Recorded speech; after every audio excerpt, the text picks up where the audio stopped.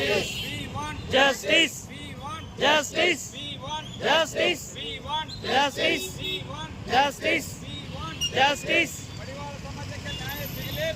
ಸಿಗಲೇಬೇಕು ಸಿಗಲೇಬೇಕು ಸಿಗಲೇಬೇಕು ಸಿಗಲೇಬೇಕು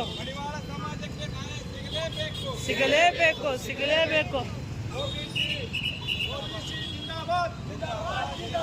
ಓಬಿಸಿ ಜಿಂದಾಬಾದ್.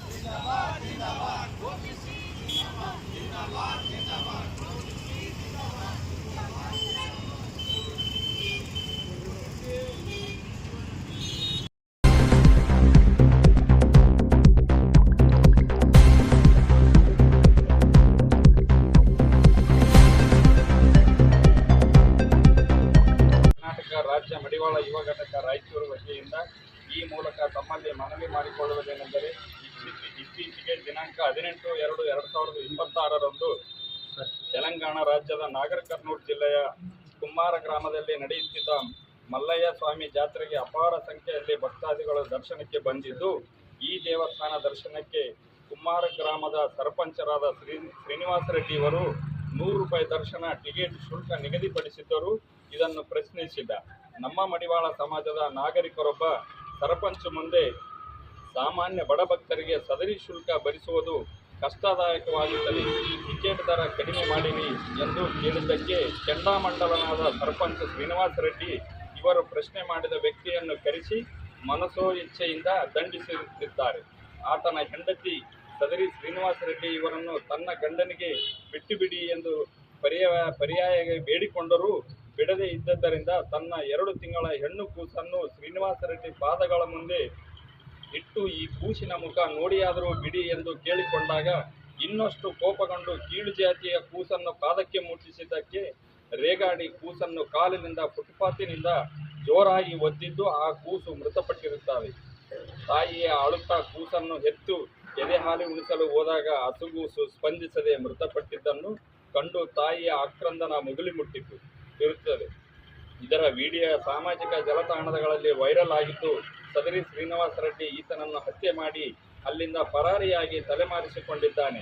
ದಿನಾಂಕ 18/2/2026 ಇಲ್ಲಿಯವರೆಗೂ ನಾಪತ್ತೆಯಾಗಿದ್ದು, ಕೂಡಲೇ ಈತನನ್ನು ಬಂಧಿಸಿ ನ್ಯಾಯಾಂಗ ವಶಕ್ಕೆ ನೀಡಿ ಜೀವಾವಧಿ ಶಿಕ್ಷೆಯನ್ನು ನೀಡಬೇಕೆಂದು ಕರ್ನಾಟಕ ರಾಜ್ಯ ಮಡಿವಾಳ ಯುವ ಘಟಕ ರಾಯಚೂರು ವತಿಯಿಂದ ವಿನಂತಿ ಪೂರ್ವಕ ಈ ಮನವಿ ಪತ್ರವನ್ನು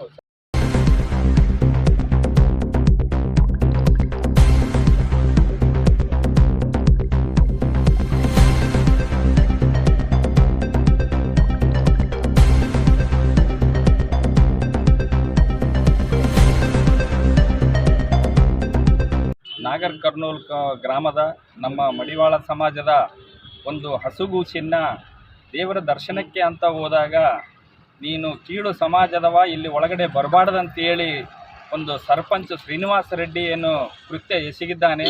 ಬಹಳ ನಾವು ಇಡೀ ಮಡಿವಾಳ ಸಮಾಜ ಇಡೀ ರಾಜ್ಯಾದ್ಯಂತಲ್ಲ, ಇಡೀ ದೇಶಾದ್ಯಂತ ನಾವು ಇದನ್ನು ಖಂಡಿಸ್ತೀವಿ.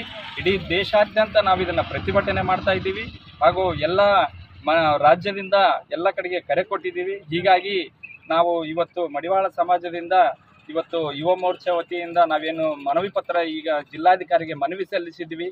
ಇಂಥ ಕೃತ್ಯವನ್ನು ಎಸಗಿದವ್ರನ್ನ ತೆಲಂಗಾಣ ಸರ್ಕಾರ, ಕಾಂಗ್ರೆಸ್ ಸರ್ಕಾರ ತಕ್ಷಣವೇ ಅವ್ರನ್ನ ಬಂಧಿಸಬೇಕು. ಅವರಿಗೆ ಆಗಿರ್ತಕ್ಕಂಥ ಅನ್ಯಾಯವನ್ನು ಖಂಡಿಸಿ ಅವ್ರನ್ನ ತಕ್ಷಣವೇ ಜೈಲಿಗೆ ಕಳಿಸಬೇಕು. ನಾವೆಲ್ಲರೂ ರಾಜ್ಯದ ಮಡಿವಾಳ ಸಮಾಜದ ವತಿಯಿಂದ ನಾವು ನಾಗರ್ ಕರ್ನೂಲಿಗೆ ಮತ್ತೆ ಹೋಗೋರಿದ್ದೀವಿ.